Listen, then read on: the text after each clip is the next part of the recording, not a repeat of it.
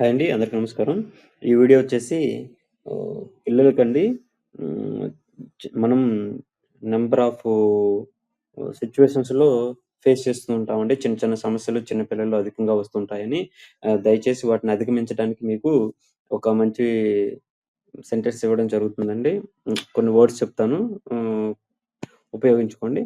దయచేసి మీకు ఎవరైతే పిల్లలు అన్ని విధాల ఇబ్బందులకు గురవుతున్నారో వాళ్ళని దృష్టిలో పెట్టుకొని, అసలెందుకొస్తుంది ఏంటి అనేది ఒక సొల్యూషన్ చూసుకొని దానికి తగ్గట్టు కొంతమందికి ఇమ్యూనిటీ పవర్ ఉండదండి.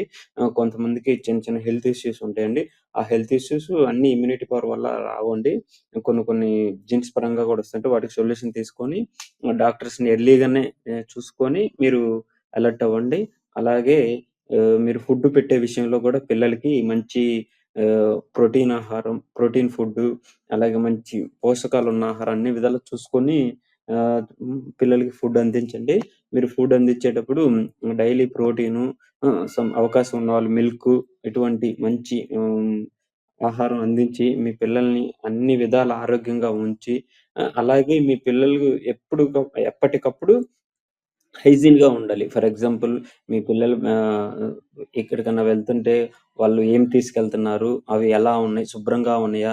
లేదా నీట్‌గా ఉన్నాయా? లేదా? అనేది అన్నీ చూసుకోండి. వాళ్ళు బట్టలు వేసుకుంటుంటే ఆ బట్టలు మంచిగా ఉన్నాయా? అవి అన్నీ గూడా చెక్ చేసుకొని నీట్‌గా హైజీన్‌గా ఉంచుకుంటే మీ పిల్లలు అన్ని విధాలా ఆరోగ్యంగా ఉంటారండి.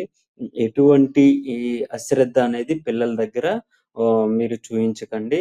ఎందుకంటే పిల్లలు ఎదిగే వయసులో మనం ఎంత జాగ్రత్తగా చూసుకుంటే అన్ని విధాలా పిల్లలు అంత హెల్తీగా, అంత మంచిగా ఉంటారండి. దయచేసి అందరూ తెలుసుకొని, గమనించి పాటించండి. ఎటువంటి చిన్న చిన్న